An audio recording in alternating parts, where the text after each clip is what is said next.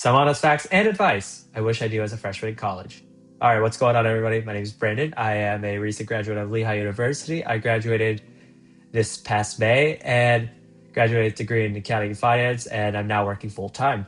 So I just want to give you guys some advice, tips, and tricks based on my lived experience. Hopefully, it'll help you avoid some mistakes that I've made throughout my time in school. If you guys are new, be sure to like and subscribe. And that said, let me just dive right in. First fact I want to share with you that I've learned the hard way is that college is short and college is competitive. My piece of advice would be to get your priorities straight. And for pretty much everyone watching, that means being a student first. What I'm mostly referring to is being career ready and career focused, if that's what you're going into, or if you're wanting to go into grad school, being grad school ready. I feel like students are a lot more prepared than they were back then. Like even in my field, accounting and finance, when I've talked to professionals that have been in the field for a while, they always come back and are very impressed at just how prepared everyone is and how much extra that they're doing compared to what they had to do back in the 90s and the 2000s, for example. And that is only going to grow exponentially. So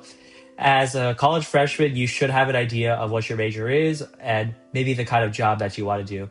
Especially for some of these fields like investment banking and consulting, for instance, these are a couple of fields that, well, as a finance major, I wanted to get into, but because I declared finance as a sophomore, I didn't really have the time or the connections or anything to be able to break into those harder to get fields. Just remember that you are always competing for a job, career, whatever, against all your other classmates. And yes, you should be friends with them, but at the end of the day, just remember that you are in college for a reason. You've paid a lot of money to come here. You're giving up 4 years of your time to come here. And that means getting your resume ready early. That means going to different clubs that are very specific to your major. One mistake is that I think a good bit of students make is to try and be a jack of all trades. Now, there's nothing wrong with exploring other things, exploring other clubs, etc., investing your time elsewhere. But if you do want to be serious about something, you should have an idea of what that thing is and commit a lot of effort into being good at that thing. So, for instance, if you're in finance and you're trying to break into investment banking, then that's something that you probably should decide by the time you get into school, if I'm going to be honest, just because of how competitive it is, looking for freshman summer internship opportunities, sophomore internship opportunities. I guarantee you having these early internships will be a super important factor in whether you will have a job lined up after college or not. Just an example for myself, I did not get an internship my freshman year, and sophomore, junior summers, I did get internships, but it took a really long time. Like I'm talking hundreds and hundreds of applications, and a lot of those interviews that I didn't get. I mean, they asked, "Do you have any experience in these kind of things?" And that is kind of cooked now that it's like they expect experience for entry level stuff, but that's just the way that things are. If you want to break into anything, it's best to get experience early and often, because when I got the full-time job I have now, it really did not take that much time because I was able to talk about the experiences that I had in the summer internships. And that I would say is key. So getting your resume ready early, knowing your priorities, getting them straight, getting summer internships locked up as soon as possible. And again, this will depend on major, but I think for the most part, especially for like business engineering, you want to get internships as soon as possible, as early as possible, as frequent as possible, as much experience as you can, because college, as I've read somewhere, is essentially job training. Fact number two, a lot of the value that you're going to get from college is going to be through connections. Now, I say this because you could go through an online school and get a much cheaper deal, or you could be a commuter student and have a much cheaper price, or go to some community college, the same thing. But I think a lot of the reason why college is so expensive that I didn't realize now, or a traditional four-year college, why it's so expensive is because of the connections that you're going to be making and because of the prestige that it holds when you're trying to find a job. Now, my advice is to put yourself out there early and often and go to things even when you don't feel like them. Going to be honest, a lot of the friends that I made in that 2 week span that everybody says that you need to go out and make friends, I'm not really that good of friends with them still, or have been throughout college. It was very short, but these are people that I'll still say hi to, etc. But I think it's important because you never know what a connection is going to lead to, for one, and for two, gives you an opportunity to build more connections over time, and it also gives you good practice to get you out of your comfort zone, and to be able to socialize with people. So my sub point to that is just be normal, be yourself. It's going to pay off dividends. Just don't act like a weirdo in front of other people, and people will generally at least want to talk to you or kind of be your friend, um, here and there, or just hang out with you sometimes. My roommate that I have right now, I've met freshman year in a club that we both attended, and he didn't really speak that much. He was a pretty quiet guy, and so I didn't really try and butt heads or talk to him too much. But then I saw him like a week later at some other event, and then I just got started talking to him a little bit because he was with a group of people, and I was talking more so to the other group of people than to him. But now we've been friends throughout the entirety of college, and now we're living together for the next year. That's an example of a story of mine that where I did actually keep a friend that I've made for in the first 2 weeks, and is still friends with me today. Now, for professionals, it's a little different because the relationship's a little bit different. But I would just say be normal, but also just be curious and ask them a lot of questions, because it can teach you a lot about the field that you're actually trying to get into. And don't just look at anyone like, oh, this is someone that I need to talk to get a free job. Because if you do that, then not only is the relationship going to be transactional, you're going to be nervous, and you're going to just look like a weirdo. Like I said, don't act like a weirdo. Build connections early and often. Don't think you're ever too cool for anybody or anyone. Remember that you don't have to please everybody, and that you could just you can still be a normal person that lives a normal life. Don't take it too personally if your freshman orientation buddy that you looked at, or that girl that you saw at freshman orientation that you waved hi to once, don't really seem to want to talk to you again after that day or after a couple of weeks. It's completely normal. There's a lot of people in college. Just move on, but most importantly, don't burn bridges. The third fact I want to share with you is that you're a college student, you're on a college student budget, you're not really making a lot of money, and you are probably not going to have a lot of money to begin with. Piece of advice that I would share with you is to watch your money, because it disappears quickly. Now, whether that's setting a budget or checking your credit card statements, which is what I did. I checked my credit card statements frequently,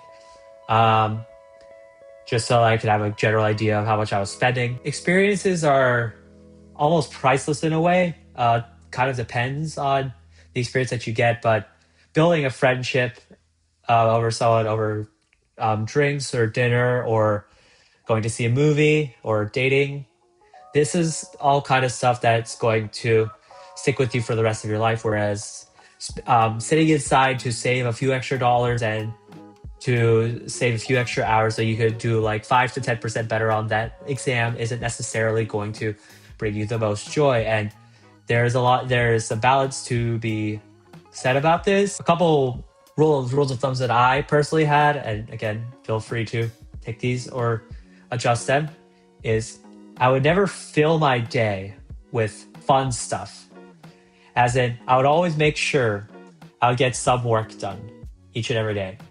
Whether that's some homework or going to classes, etc. Always do some work every day, I think. And it's also helpful for coming to the exams, and you don't have to cram. When it comes to going out with friends, it helps. I think it helps with making sure you're not going to having too much fun. You're not going and spending your brains out, because it can be easy to just kind of, when you're having fun, to just swipe your credit card on everything, and then you come back and you're like, holy crap, I have $130 bill from like these 2 hours alone, and I don't even remember a lot of it. So just watch your spending, watch who you're hanging out with, be intentional, I would say, about the kinds of relationships you're building. And just remember, there's a lot of free and discounted stuff that you could do for fun as a student, whether it's taking a walk in the park or just doing homework together. Even that could be good time spent with friends, just kind of killing two birds with one stone, or just keeping an eye out on student discounts or school held events that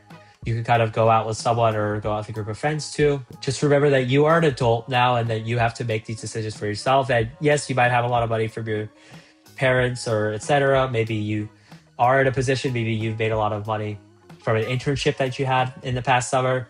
But I would say just that inflation lifestyle is pretty dangerous and it's very difficult to stop once it happens. And if something were to happen to your income, it's not the going to be very easy to recover. So just remember to live below your means, live like a student. And when I say live like a student, I really do mean live below your means, but also just spend money in areas that count. When it comes to working and making money in school, do not overextend yourself.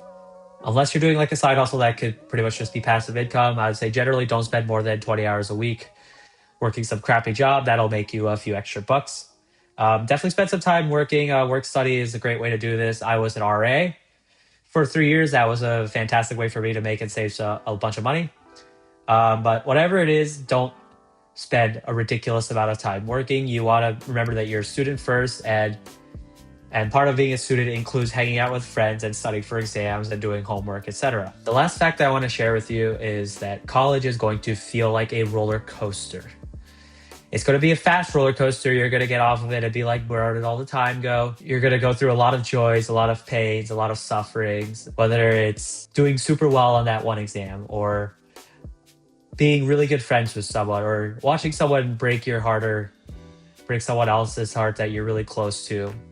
Spending long hours in the library, cramming for an exam that you forgot to study for, even though you had like 2 months to study for it.